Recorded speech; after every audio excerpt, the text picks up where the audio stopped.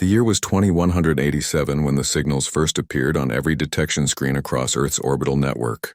Commander Jake Morrison sat in his chair aboard the Horizon Dawn and watched the data stream across his display. Something was coming from beyond the solar system, and it was not hiding. The objects were massive, and they were broadcasting on frequencies that humanity had been listening for since the first radio telescopes pointed at the stars. After 2 centuries of silence, the universe had finally answered back. Jake was 42 years old and had spent his entire adult life in space. He commanded the largest diplomatic vessel Earth had ever built. The Horizon Dawn was designed for this exact moment when humanity would meet another intelligent species. The ship carried scientists and diplomats and cultural experts and enough supplies to sustain first contact for months if needed. Jake had trained for 15 years for this assignment. He never truly believed he would need that training. The alien ships entered the solar system 3 days after the initial signals. There were 12 vessels arranged in a formation that seemed deliberately non-threatening. They stopped at the edge near Neptune's orbit and waited. Earth's military wanted to send warships, but President Linda Hayes overruled them. She ordered Jake to take the Horizon Dawn alone and make contact. The whole world watched as his ship left Earth orbit and began the 2-week journey to meet the visitors. Jake's second in command was a woman named Amy Pierce, who had more experience with alien language theory than anyone alive. She sat beside him on the bridge as they approached the alien fleet. The ships were beautiful in a way that human engineering had never achieved. They curved and flowed like living things made of silver and blue light. Amy kept whispering calculations under her breath, trying to understand the energy signatures they were detecting. When the Horizon Dawn came within 1,000 kilometers, the aliens sent their first direct message. The transmission included mathematical proofs and chemical formulas and star charts that proved beyond doubt they understood human science. Then came the breakthrough. The aliens had studied Earth's broadcasts for months as they approached. They had learned English and Mandarin and Spanish and Arabic. Their message was simple and clear. They called themselves Valorians, and they came in peace. The first face-to-face meeting happened in a specially built chamber on the Horizon Dawn. Jake stood with Amy and 6 others as the Valorian shuttle docked. When the airlock opened, 3 aliens stepped through. They were tall and elegant, with smooth gray skin and large dark eyes that seemed to hold centuries of wisdom. They wore robes of shifting colors, and they moved with a grace that made humans look clumsy by comparison.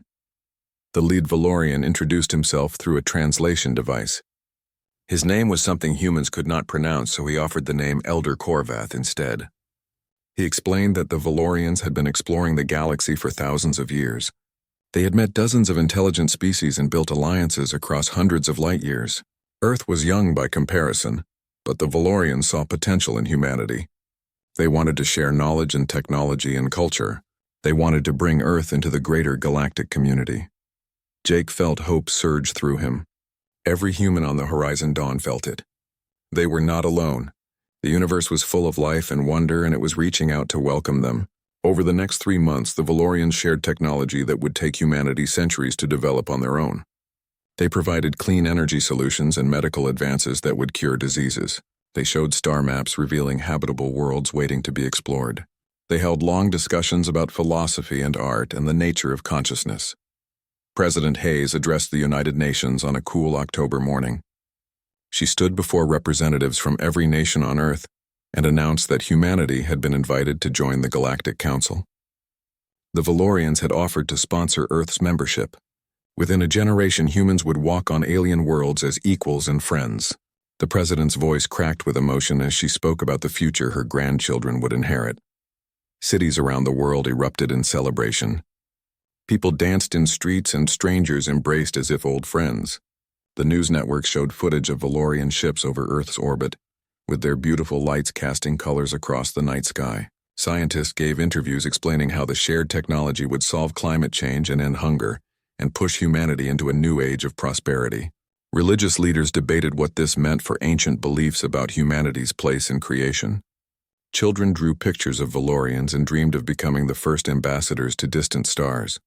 The Valorians requested something special to mark Earth's entry into the galactic community. They proposed a unity ceremony that would be broadcast simultaneously to their homeworld and to Earth. It would be a demonstration of friendship witnessed by billions across both civilizations.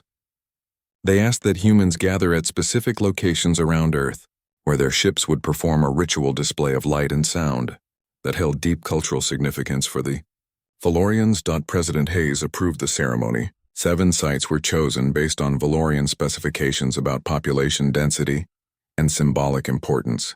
New York City would host the largest gathering in Central Park. Tokyo would gather millions at a waterfront location. Mumbai prepared festival grounds for the celebration. Lagos cleared a massive plaza. São Paulo organized viewing areas across the city. Sydney and London each prepared their own venues. The Valorians explained that approximately 7 million humans needed to be present for the ceremony to have proper meaning in their culture. Nobody questioned it. The idea that the aliens might have hostile intent seemed absurd after months of friendship. Amy Pierce reviewed the ceremony plans and noted some unusual energy requirements in the Valorian technical specifications, but she assumed it was related to their display technology. Admiral Greg Palmer, who commanded Earth's small defense fleet, noticed the Valorian ships repositioning themselves directly above each ceremony site. He sent a message to President Hayes expressing concern about the tactical positioning, but she responded that suspicion was exactly the wrong approach to building trust. With a new ally, the ceremony was scheduled for a Saturday morning Greenwich Mean Time so that most of Earth could watch in daylight hours. People began gathering at the 7 sites the night before. Families camped out to get good viewing positions. Street vendors sold food and drinks and commemorative items. Musicians performed and dancers entertained the crowds. The atmosphere felt like the greatest party in human history. Jake Morrison watched from the Horizon Dawn, still docked with the Valorian flagship. Elder Corvath had invited him to observe the ceremony from the Valorian perspective. Jake stood in a viewing chamber with a dozen other human dignitaries as the countdown began. The chamber's windows showed Earth floating in space with the 7 ceremony sites marked by icons on the display. 2 billion people were watching on screens across the planet. Another 7 million stood directly beneath the Valorian ships. The ceremony began with music that resonated through every speaker at the 7 sites. The Valorian ships began to glow brighter. Colors swirled across their hulls in patterns that seemed almost alive. The crowds below cheered and raised their hands toward the sky. Children sat on parents' shoulders pointing at the beautiful lights. Jake felt tears in his eyes watching humanity come together in such pure hope and joy. Then the Valorian ships opened fire. Beams of concentrated energy lanced down from orbit. Each beam was precisely calibrated to vaporize organic matter, while leaving infrastructure intact. In 47 seconds, 7 million humans ceased to exist. They did not have time to scream. They simply turned to ash and scattered on the wind. The cameras capturing the ceremony showed the beams of light, and then showed empty spaces where crowds had been standing. Clothes and phones and cameras lay in piles on scorched ground. Jake could not breathe. His mind refused to process what his eyes had seen. Around him, the other human dignitaries stood frozen in shock. Elder Corvath stepped forward and his translator device activated. The Valorian spoke in a tone that carried no emotion at all. He explained that humanity had failed the test. Any species soft enough to gather millions of its members in the open, based on trust from strangers, was too weak to survive in the real galaxy. Earth would now surrender all resources and territory to Valorian control. Resistance would result in complete extinction. Cooperation would allow most humans to live as servants in the new order. The Valorian broadcast his message on every channel across Earth. 2 billion people watched in horror as the alien they had trusted explained that the deaths of 7 million was mercy compared to what would come if Earth resisted. The Valorian ships moved into attack positions over major cities. Corvath gave Earth 48 hours to signal complete surrender, or watch their civilization burn. Jake Morrison stood in that chamber aboard the Valorian flagship and felt something change deep in his core. The hope died. The trust died. In their place, something cold and sharp took root. He looked at the Valorian and understood with perfect clarity that humanity had just learned the most important lesson in its history. The universe was not filled with friends waiting to welcome them. It was filled with predators who saw kindness as weakness. Earth had 48 hours to respond. What the Valorians did not understand was that they had just made the worst mistake any species could make. They had shown humanity exactly what it needed to become to survive. President Linda Hayes was in a secure bunker 2 miles beneath Colorado when the attack happened. She watched the ceremony on screens like everyone else. She saw the lights and heard the music, and then she saw the beams cut down through the atmosphere. Her security team tried to pull her away from the screens, but she shoved them back and kept watching. Her husband had been in New York with their 2 children. They wanted to see the Valorians up close. They wanted to be part of history. The president stood motionless for 6 hours. Nobody dared speak to her. Reports came in from around the world confirming the casualties. 7 million dead in less than a minute. The Valorian ultimatum broadcast on repeat across every network. Surrender in 48 hours or face extinction. Her security chief finally approached and gently told her that the surviving government officials were gathering for an emergency session. She needed to address them.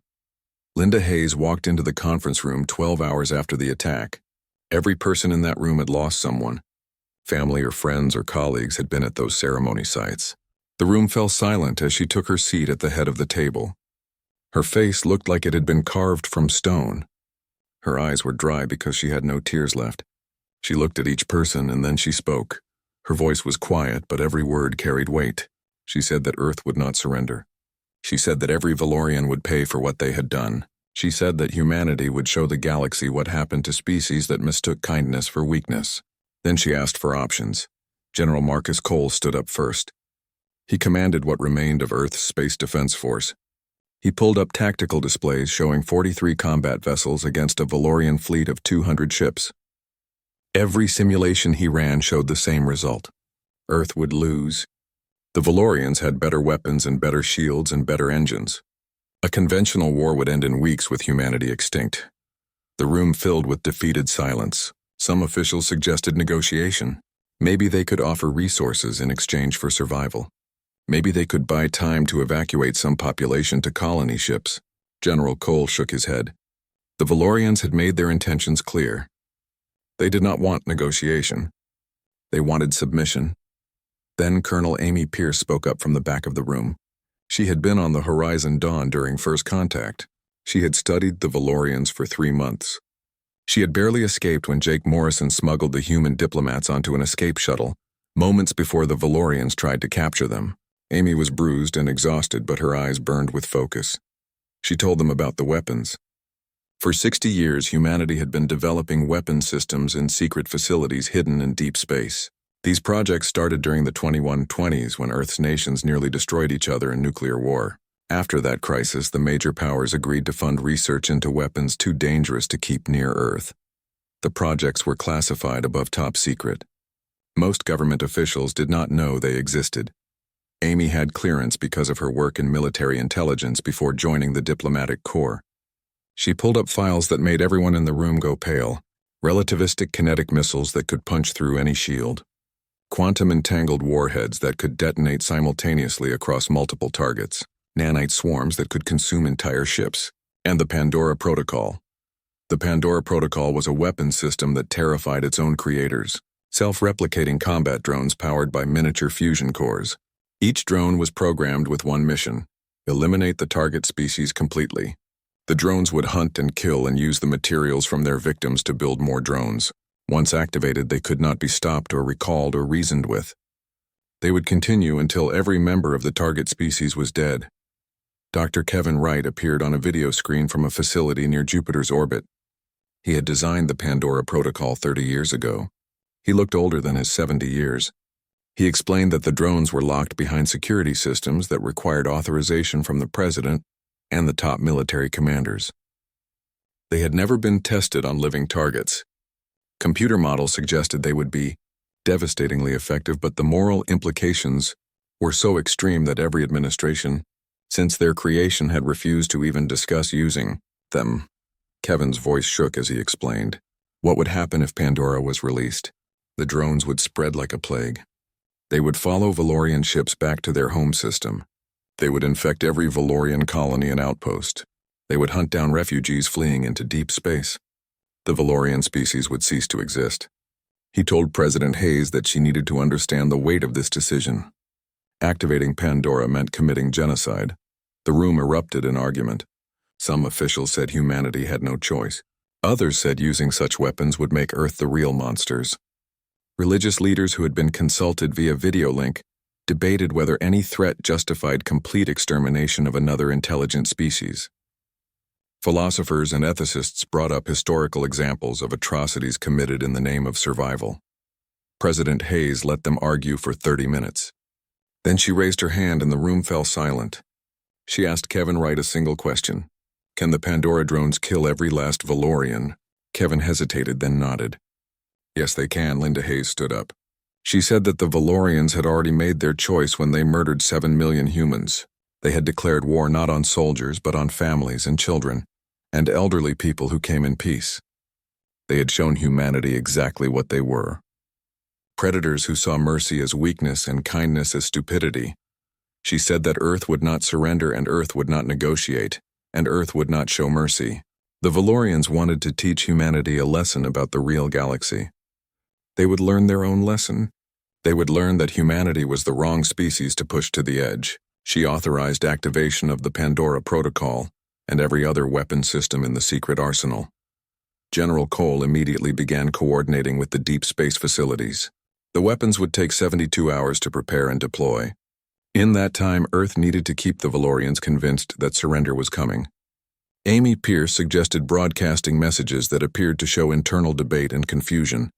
Make the aliens think humanity was fracturing under pressure. Meanwhile, every military asset on Earth and in orbit began mobilizing. The 43 combat vessels were outdated and outgunned, but they could serve as delivery systems for the new weapons. Volunteer crews were called up. When Admiral Greg Palmer announced that missions would likely be one-way trips, the volunteer list had 10,000 names within an hour. Dr. Sophie Bennett was brought into the planning sessions. She had been Earth's lead xenobiologist during the first contact. She had studied the biological samples the Valorians provided during their months of friendly exchange. At the time, she had noted some interesting vulnerabilities in their immune systems, but had not pursued the research because it seemed inappropriate to study alien weaknesses while building friendship. Now, Sophie had authorization to pursue every option. She spent 18 hours analyzing Valorian biology. What she discovered made her call an emergency meeting with President Hayes. The Valorian immune system had evolved in an environment with very few pathogens. They had no experience with the kind of viral and bacterial diversity that Earth's biosphere had created. Sophie could weaponize dozens of Earth diseases and modify them to target Valorian physiology specifically. The president asked how effective the bioweapons would be. Sophie explained that a single Valorian ship infected with modified influenza would spread the disease through its entire fleet within days. Their recycled atmosphere systems would distribute the pathogen to every crew member. The mortality rate in computer models approached 90%. Linda Hayes approved the bioweapon research. She authorized Sophie to use every resource available. The doctor, who had spent her career studying life in wonder and curiosity, now turned her knowledge toward creating plagues. She did not hesitate. Her brother had died in Lagos. The 48-hour deadline approached. The Valorians sent increasingly threatening messages. Elder Korvath appeared on broadcast showing Valorian weapons charging above major cities. He explained that Earth's silence would be interpreted as refusal. He gave humanity 6 more hours to signal complete surrender. President Hayes prepared Earth's response. She addressed the planet from her bunker with the weight of 7 million deaths on her shoulders. She told every human that the Valorians had made a mistake. They thought fear would break humanity. They thought overwhelming force would make Earth submit. They did not understand what they had actually done. Linda explained that the Valorians had awakened something in humanity that had been sleeping. For centuries, humans had been moving away from their violent past. They had been learning cooperation and building peace. Hay had been reaching for the stars with open hands. The Valorians had reminded Earth what survival really required. She announced that Earth would not surrender.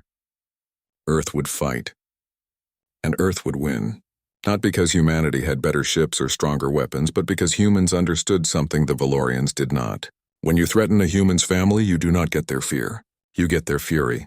The message broadcast to the Valorian fleet. Elder Korvath received it aboard his flagship. He laughed at the primitive species that thought they could resist. He ordered his ships to begin bombardment of Earth's major cities. He would teach these humans the price of defiance. But the bombardment never came. At that exact moment, the first Pandora drones activated in a facility hidden in the asteroid belt. Simultaneously, the bioweapon deployment teams launched from bases on Mars. The relativistic missiles began their acceleration runs from positions beyond Pluto, and 43 human ships crewed by volunteers left Earth orbit knowing most would never return. Earth had spent 48 hours preparing. The Valorians had spent that time gloating. Now they would spend their remaining time learning what humanity became when you murdered their children. President Hayes sat in her bunker and watched the tactical displays. Her husband and children were dead. 7 million humans were dead. But the Valorians had no idea what was coming for them. They thought they were fighting a weak species. They were about to fight humanity unchained. The Valorians expected Earth to surrender within days, but instead they received 72 hours of silence, followed by something they had never experienced in their 1,000 years of galactic conquest. They received violence that came from a species with nothing left to lose. Captain Ryan Butler commanded the destroyer Retribution, and he knew his mission was suicide. His ship was old and slow compared to Valorian vessels. The shields would last maybe 30 seconds under sustained fire. The weapons could barely scratch Valorian armor. But Ryan was not carrying conventional weapons. In his cargo bay sat 300 Pandora drones in hibernation mode waiting for deployment. Ryan's wife had been in Tokyo with their daughter. They went to see the ceremony together. His wife sent him a video message an hour before the attack showing their 6-year-old daughter excited about seeing real aliens. Ryan watched that video 50 times in the 72 hours after the massacre. Each time it carved something deeper out of his chest. Each time it fed the cold fire burning in his core. The Retribution left Mars orbit with a skeleton crew of 30 volunteers. Every person on that ship had lost family in the attack. They did not speak much during the 3-day burn toward the Valorian fleet. They ran combat drills and maintained the ship and waited.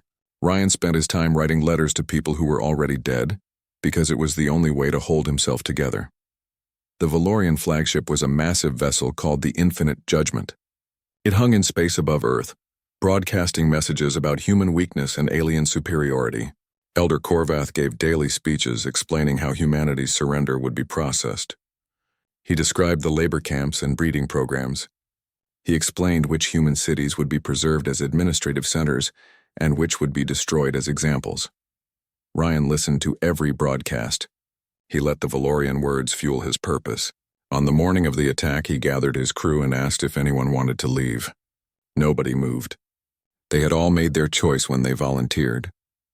Ryan nodded and took the Retribution on its final burn. The approach was detected immediately. Valorian defense systems tracked the small human ship and identified it as minimal threat. 3 escort vessels moved to intercept. Ryan ignored them and pushed the engines beyond safe limits. The Retribution began shaking as the reactor strained. Alarms screamed across every station. Ryan's engineer yelled that they had maybe 10 minutes before the whole ship tore apart. Ryan activated the communication system. He broadcast on all frequencies so every Valorian and every human would hear. He said his name and his ship's name. He said his wife's name and his daughter's name. He said they died believing in peace and friendship. Then he said that the Valorians were about to learn what happened when you killed a human's family. The escort vessels opened fire. The Retribution's shields flared and buckled. Hull plating began melting under the energy beams. Ryan's navigator died when her console exploded. His weapons officer kept firing back even as smoke filled the bridge. Ryan stood at his station with his hands steady on the controls and aimed his dying ship directly at the Infinite Judgment. The Valorian flagships' shields were rated to stop anything short of a direct nuclear blast. They were designed by engineers with centuries of experience. They had never failed in combat. But those engineers had never met Captain Ryan Butler. His ship hit the shields at a velocity that made the impact equivalent to a small asteroid. The kinetic energy was so massive that physics became the weapon. The shields held for exactly 2 seconds. Then they collapsed in a cascade failure that sent feedback through every power system on the Infinite Judgment. In that brief window when the flagship was vulnerable, the Retribution's hull breached and Ryan's cargo bay doors blew open. 300 Pandora drones ejected into space and activated. Ryan Butler died when his ship disintegrated against the Valorian hull. His crew died with him, but they had delivered their payload. The drones spread across the Infinite Judgment's surface and began cutting through armor. Each drone was the size of a human fist and carried enough intelligence to identify targets and adapt to defenses. They burrowed into the ship like metallic insects. Inside the flagship, Valorian crew members heard strange sounds in the walls.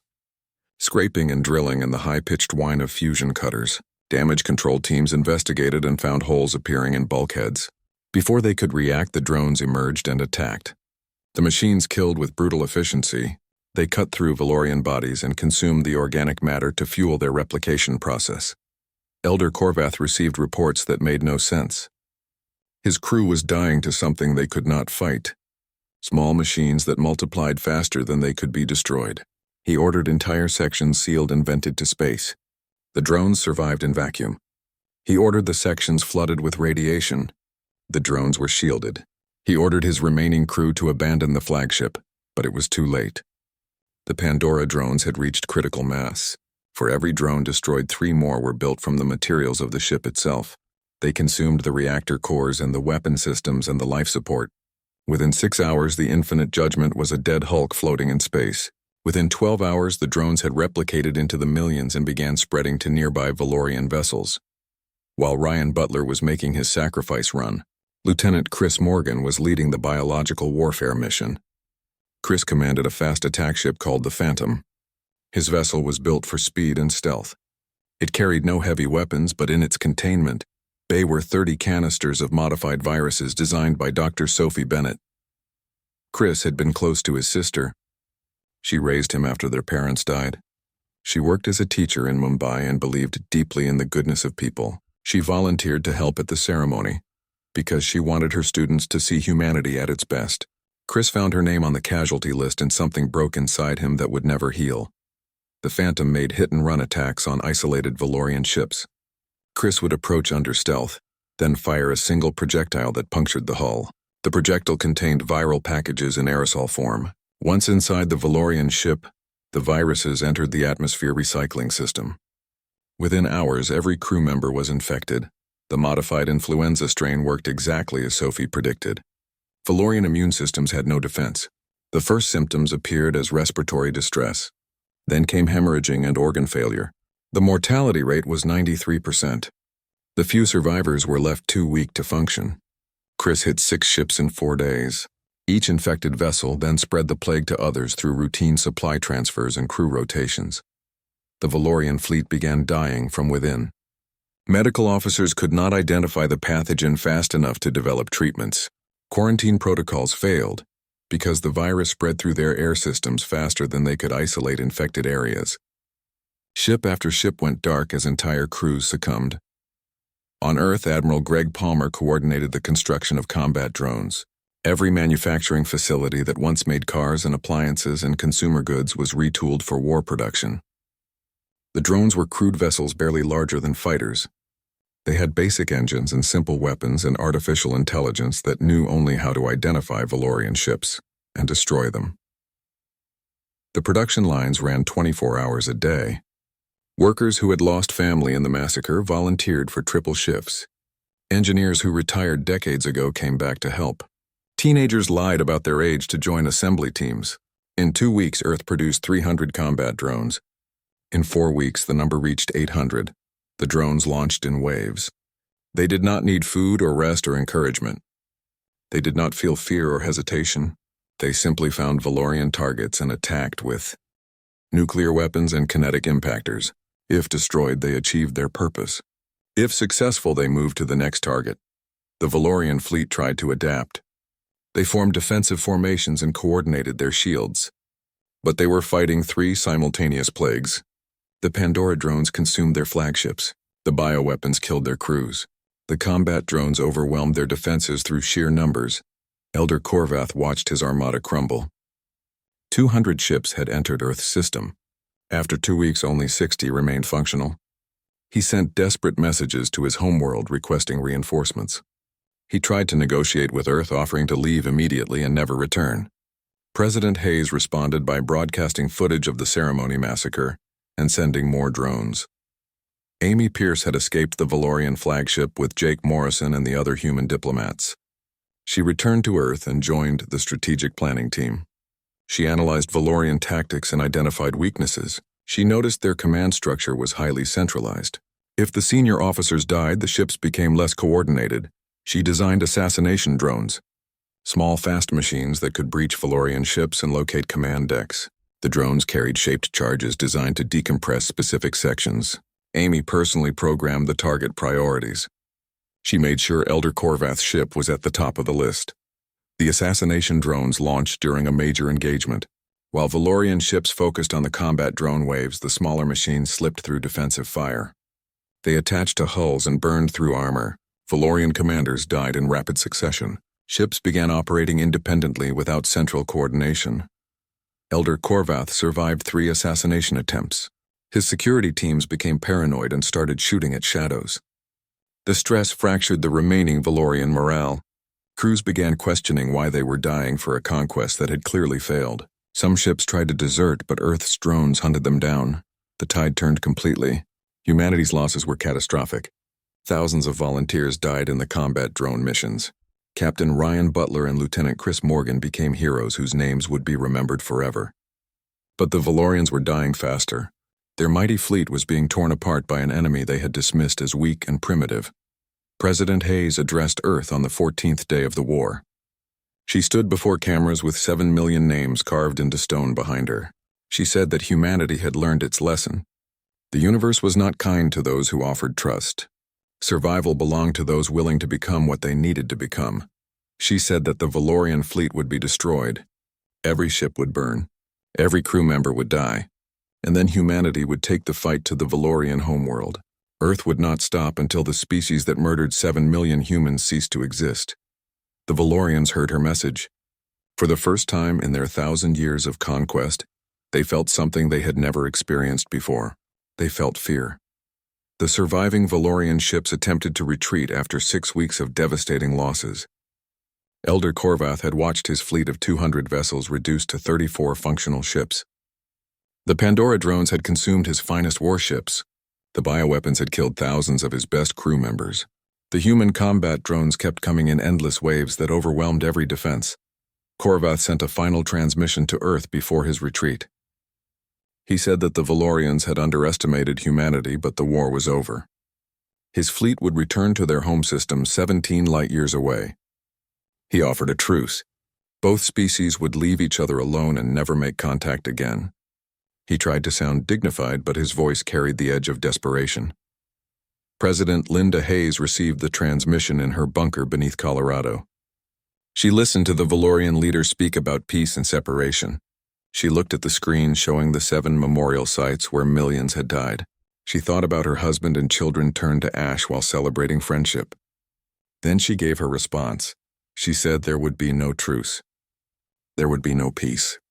There would be no Valorian survivors. Earth would hunt them to their homeworld and beyond. Humanity would erase the Valorian species from existence. Every ship and every colony and every last member of their civilization would be exterminated. This was not revenge. This was a message to the galaxy about what happened when you attacked Earth. Commander Jake Morrison stood on the bridge of a new vessel called Vengeance. The ship had been built in 3 weeks using a combination of human engineering and captured Valorian technology.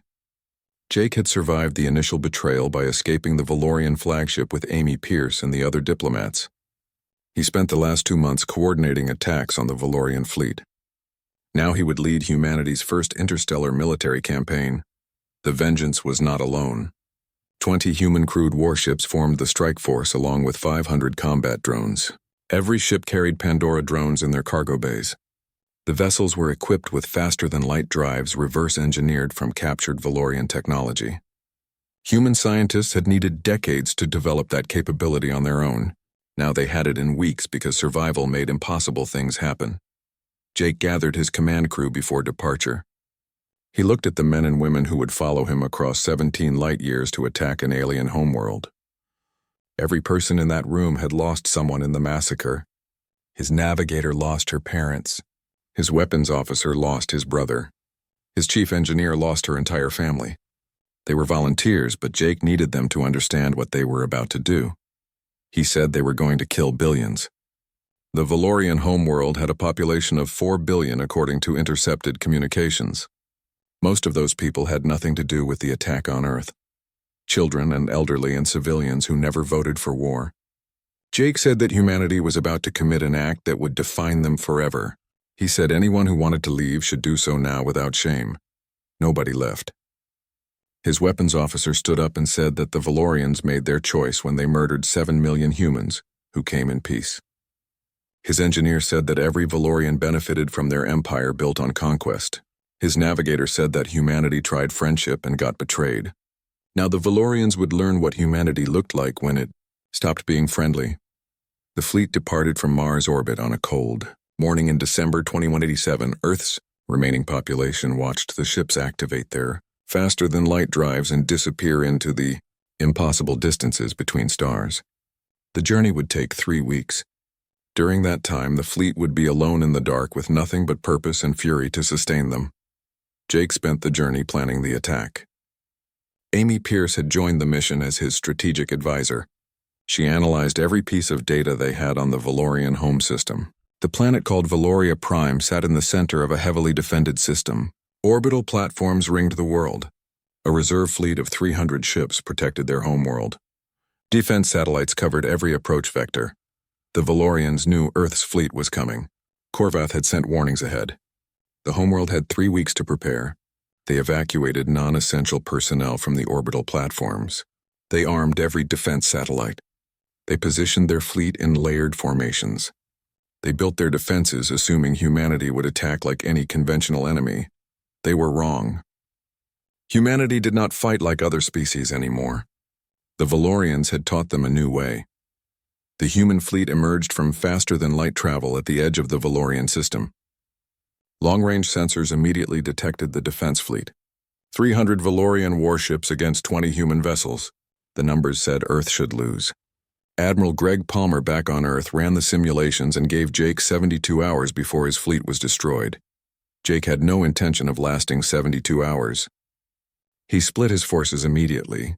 10 human ships would engage the Valorian fleet directly. The other 10 would make runs on the orbital platforms. The 500 combat drones would spread throughout the system, targeting everything that moved.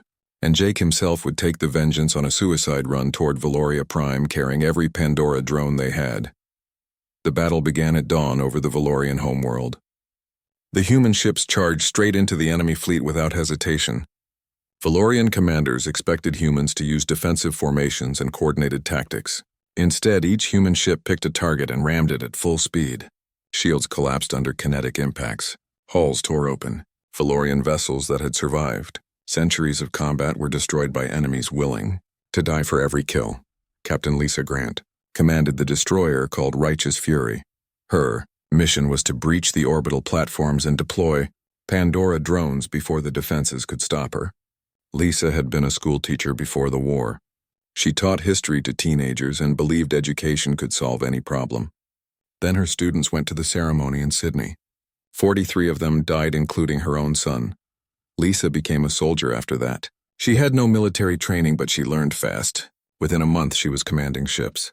Within 2 months, she volunteered for the most dangerous mission in human history. She took Righteous Fury into the teeth of the orbital defenses, and her ship died around her. But not before she launched her payload. The Pandora drones spread across the platforms like a mechanical plague. They cut through defensive systems and consumed the structures. Valorian defenders tried to stop them, but the drones replicated faster than they could be killed. Within hours, the orbital platforms were lifeless husks. The Valorian fleet fought desperately. They had superior numbers and better weapons. But humanity had something the Valorians could not match. Every human ship was crewed by people who wanted to die as long as they took enemies with them. There was no retreat, no surrender, no hesitation. The humans just kept coming. Lieutenant Chris Morgan was still alive and still spreading bioweapons. His ship Phantom had survived the battle at Earth and joined the strike fleet. Chris made runs through the Valorian formations, releasing viral canisters. Infected ships spread the plague to others. The Valorian fleet began dying from within just like before. After 9 days, the Valorian defense fleet was destroyed. Earth lost 16 ships. 73,000 human personnel died in the battle, but 300 Valorian warships were gone. The orbital platforms were consumed. The satellites were offline. Valoria Prime hung in space naked and defenseless. The Valorian government sent desperate transmissions. They offered complete surrender. They said they would dismantle their empire and never leave their system again. They broadcast images of their civilians in cities and towns. They showed human-like families and children. They begged Earth to show mercy. President Hayes watched those broadcasts from Earth. She saw Valorian children who looked terrified. She saw parents holding their young ones. She saw cities full of people who just wanted to live. For a moment she hesitated. For a moment her humanity pushed back against what she had become. Then she watched the footage from the ceremony again. 7 million humans who came in peace, families and children. People who believed in a better universe. All of them murdered by the species now begging for mercy. Linda Hayes sent her response to Commander Morrison. Show them the same mercy they showed us. Jake received the order. He looked at his remaining crew. His ship had taken heavy damage in the fighting. His shields were gone. His weapons were depleted, but his cargo bay still held Pandora drones. He asked his crew if they were ready to finish this. Every person on the bridge said yes. The Vengeance began its final approach to Valoria Prime. The planet was protected by a massive energy shield that covered the entire world. The shield was ancient technology built by the Valorian ancestors. It had never been breached. It could withstand nuclear bombardment and asteroid impacts. It made the planet effectively invincible. Dr. Kevin Wright was monitoring the battle from a facility near Jupiter. He analyzed the shield and found a solution. The shield had to vent excess energy constantly or it would overload. If something hit it with enough force, the safety systems would try to bleed off the energy. If something hit it with impossible amounts of force, the shield would collapse, trying to disperse energy that could not be dispersed fast enough. Kevin sent the calculations to Jake. A ship, traveling at relativistic speed, would carry enough kinetic energy to overload the shield. The impact would destroy the ship completely. Nothing would survive. But the shield would fall. Jake looked at the numbers. He looked at his crew. Captain Lisa Grant had died making a similar run. Captain Ryan Butler had died the same way. Now it was his turn. He ordered his crew to evacuate to the remaining ships. They refused. His navigator said they came this far together. His weapons officer said he was not dying alone. His engineer said someone needed to keep the reactor stable during the acceleration. Jake Morrison did not argue. He pointed the Vengeance at Valoria Prime and pushed the engines beyond every safety limit. The ship began accelerating toward light speed. The reactor screamed. The hull started coming apart. Alarms filled the bridge with warnings about structural failure and imminent death. Jake activated the communications one last time. He broadcast to the Valorian planet below. He said his name. He said he was a human from Earth. He said his species came in peace and got betrayed. He said the Valorians taught humanity what the universe really was. Now humanity was teaching them back. The Vengeance hit the planetary shield at 90% of light speed. The energy release was equivalent to a dozen nuclear weapons. The shield held for 3 seconds, then collapsed in a cascade failure that sent shockwaves across the planet. Every Valorian looking up saw their ancient protection die in a flash of light. Jake Morrison and his crew died instantly. But they had opened the door. The remaining human ships and combat drones poured through the gap. They deployed bioweapons into the atmosphere. They released Pandora drones onto the surface. They unleashed everything humanity had created. The extermination of Valoria Prime had begun. The extermination of Valoria Prime took 6 months. The Pandora drones spread across the planet like a metallic swarm, consuming everything in their path. They adapted to every defense the Valorians tried. When the aliens retreated underground, the drones burrowed after them. When they hid in sealed bunkers, the drones cut through the walls. When they tried to fight back, the drones simply replicated, faster than they could be destroyed. The bioweapons did their work with ruthless efficiency. Dr. Sophie Bennett had created 30 different modified viruses, and each one targeted Valorian physiology in different ways. The aliens had no immunity and no time to develop treatments. Cities fell silent as entire populations succumbed. Hospitals overflowed and then emptied as everyone inside died. Children perished in their parents' arms. The elderly died alone in homes that became tombs. President Linda Hayes watched the reports from Earth. Satellite feeds showed Valorian cities going dark one by one. The population of 4 billion began dropping. 3 billion, 2 billion, 1 billion. The numbers kept falling. Some nights she could not sleep thinking about what humanity was doing. Other nights she slept perfectly because she remembered 7 million humans murdered while celebrating peace. The Valorian government tried everything. They sent surrender offers every day. They broadcast messages showing their suffering. They released footage of Pandora drones killing civilians. They showed hospitals full of the dying. They begged humanity to stop. President Hayes watched every message and responded the same way. She sent footage of the ceremony massacre. She reminded them who started this war. Small Valorian colonies on other worlds detected what was happening on their home world. These outposts held maybe a few million Valorians total spread across a dozen systems. They sent frantic messages asking what they should do to survive. Some offered complete submission. Others offered resources and technology. Some simply begged for mercy for their children. Linda Hayes gathered her command staff to discuss the colonies. General Marcus Cole said they should focus on the homeworld and let the colonies surrender peacefully. Amy Pierce argued that leaving any Valorians alive meant leaving witnesses who would spread their version of events across the galaxy. Dr. Kevin Wright said that humanity had already crossed the line and there was no point stopping now. The president listened to all of them. Then she responded with a single word. Nothing. The colonies asked what they must do to survive and she told them there was nothing they could do. Humanity would hunt down every Valorian settlement, every mining colony on distant asteroids, every research station on frozen moons, every generation ship fleeing into deep space. The Valorian species would cease to exist. Captain Eric Stone took command of the pursuit missions after Jake Morrison died breaching the planetary shield. Eric was 31 years old and had lost his entire family in the Lagos massacre. His mother and father and 3 sisters all died together. Eric became a soldier the day after the attack. He learned to pilot ships and plan operations and kill without hesitation. Now he led the fleet hunting Valorian refugees across 100 light years. The hunt took 8 months. Eric's ships tracked down colony after colony. They found Valorian miners working asteroids in systems 20 light years from their homeworld. The miners tried to surrender, but Eric deployed Pandora drones and moved on. They found a research station studying a gas giant. The scientists broadcast that they were not military. Eric released bioweapons and moved on. They found a generation ship carrying 10,000 Valorian civilians fleeing toward unexplored space. Eric destroyed it with nuclear missiles and moved on. Some of Eric's crew began questioning the mission. They had signed up to fight soldiers, not hunt refugees. Eric gathered them and played the footage from the ceremony. He made them watch 7 million humans die. He asked if those people were soldiers. He asked if those children deserved what happened to them. Nobody questioned the mission after that. The final group of Valorian survivors numbered less than 10,000.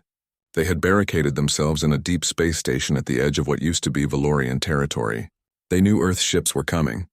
They spent their last days sending a message across the galaxy on every frequency they could access. The message was a confession and a warning. They admitted that their leaders had committed an unforgivable crime against humanity. They showed footage of the ceremony massacre from their own records. They explained that Elder Korvath and the military leadership had acted without the knowledge or consent of most Valorians. They said their entire species was paying the price for the actions of a few thousand individuals. Then they warned the galaxy about humanity. They broadcast footage of Pandora drones consuming cities. They showed mass graves on Valoria Prime. They displayed statistics showing 4 billion dead and counting. They called humans the greatest monsters the galaxy had ever seen. They said Earth had proven itself more brutal and more ruthless than any species in recorded history. They begged other civilizations to avoid Earth at all costs. The message reached 47 different alien civilizations. Every single one received Earth's counter-broadcast within hours. Commander Amy Pierce had been promoted to head of interstellar communications. She made sure humanity's response was clear. Amy sent the complete footage of the ceremony massacre. She showed 7 million humans gathered in peace and friendship. She showed families and children and elderly celebrating the dawn of a new age. She showed them all die in 47 seconds. Then she showed the math. 7 million murdered versus 4 billion exterminated. Her broadcast ended with a statement. Humanity was not monsters. Humanity was survivors. Humanity was the species that would never forget and never forgive. The galaxy could learn from what happened to the Valorians. Any species could be Earth's greatest friend or Earth's extinction event. The choice was always theirs. The Valorians made their choice. Captain Eric Stone arrived at the final Valorian station 3 days after their message broadcast. His fleet surrounded the station. He received orders directly from President Hayes, no survivors. He deployed Pandora drones and watched them cut through the station hull. Within 6 hours, the last Valorians in the galaxy were dead. The war was over. The Valorian species existed now only in databases and recordings and nightmares. Earth had won, but the price was measured in more than resources and lives. Humanity had changed into something it could never change back from. President Linda Hayes addressed Earth for the final time before stepping down from office. She stood in front of the memorial where 7 million names were carved into black stone. She looked older than her 61 years. The war had aged her 2 decades. She had authorized genocide and would carry that weight until she died. She told humanity that they had survived. She said they had shown the galaxy what happened to species that mistook human kindness for human weakness.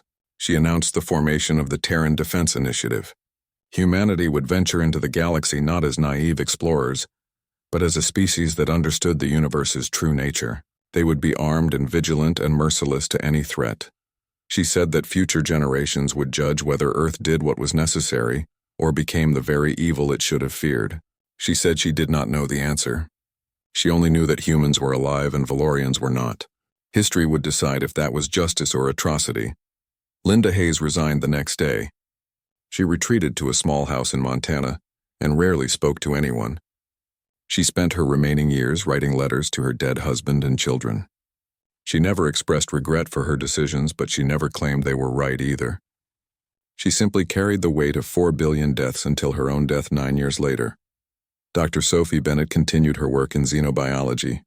She studied the data from 47 alien civilizations detected by Earth's deep space probes. Every single civilization had altered their trajectory to avoid human space. Some had moved their entire populations to systems farther from Earth. Others had hidden their electromagnetic signatures to avoid detection. Humanity had become the species others feared. Sophie walked through the memorial park one evening 5 years after the war. 7 million names surrounded her on walls of black stone. Children played nearby, laughing and running without any understanding of what had been done to ensure they could play safely. Their parents watched them with expressions mixing joy and sadness. A young girl approached Sophie and asked what the names meant. Sophie knelt down and explained that these were people who died believing the universe was a place of friendship and wonder. The girl asked if they were wrong. Sophie hesitated, then said she did not know. Maybe they were right and the universe could be that place, but humanity would never risk finding out again. The girl ran back to her mother. Sophie stood and looked at the names. Her brother was on that wall somewhere. He died in Lagos believing in peace. Sophie had taken that belief and weaponized it into plagues that killed billions. She wondered if he would be proud or horrified. She suspected both. Captain Eric Stone retired from military service and became a teacher. He taught military history at the academy where new officers trained. His students asked him what it felt like to hunt down the last Valorians. He told them it felt necessary. He told them it felt horrible. He told them both things could be true at the same time. He showed them footage of the ceremony massacre. He showed them footage of Valoria Prime burning. He made them understand that humanity had a choice after the attack: submit and die slowly or fight and become something terrible. Earth chose to survive. The Valorians chose to die. Those were the only 2 options the universe offered. The galaxy learned to give humanity space. Trade missions from other species approached carefully and always broadcasted their peaceful intentions repeatedly. Diplomatic vessels traveled with minimal weapons and maximum transparency. Nobody wanted to risk misunderstandings with the species that had committed xenocide. Some alien civilizations sent messages of solidarity. They understood what Earth had done because they had faced similar threats. Others sent messages of condemnation calling humanity a danger that should be quarantined. Earth responded to both types with the same message. Humanity wanted peace but would never be vulnerable again. 20 years after the war, Dr. Kevin Wright gave his final interview before dying of old age. The reporter asked if he regretted creating the Pandora Protocol. Kevin said he regretted that it became necessary. He said he regretted that the universe was cruel enough to require such weapons. But he did not regret giving humanity the tools to survive. He said that the Valorians taught Earth the most important lesson any species could learn. The universe did not care about morality or justice or fairness. It only cared about survival. The species that survived were not the kindest or the most peaceful. They were the ones willing to do whatever necessary when pushed to the edge. President Linda Hayes died in her sleep at age 70. Her funeral was attended by millions. People debated her legacy. Some called her humanity's savior, who made the hardest choice to ensure survival. Others called her a war criminal who authorized genocide. Most understood she was both. Her tombstone carried a simple inscription. She had written it herself years before. It said that she chose humanity's survival over her own soul. It said she would let history judge if that was the right choice. It said she hoped future generations would never face such a choice but feared they would. The memorial park with 7 million names remained humanity's most visited site. People came from across Earth and the colonies to see it. They touched the names and remembered that once humanity reached for the stars with open hands. They remembered what happened when that trust was betrayed. They remembered the price of survival. Children still played in that park. They grew up in a civilization that had committed xenocide to ensure they would have a future. They learned that humanity could be kind and generous and creative. They also learned that humanity could be ruthless and merciless and absolute when defending its own. The question remained unanswered. Did Earth do what was necessary, or did it become the monster it should fear? The 7 million names carved in stone held no answer. The 4 billion dead Valorians offered no judgment. Only the future would tell if humanity's choice was survival or damnation. But humanity was alive to face that future, and in the cold mathematics of the universe, perhaps that was the only answer that mattered.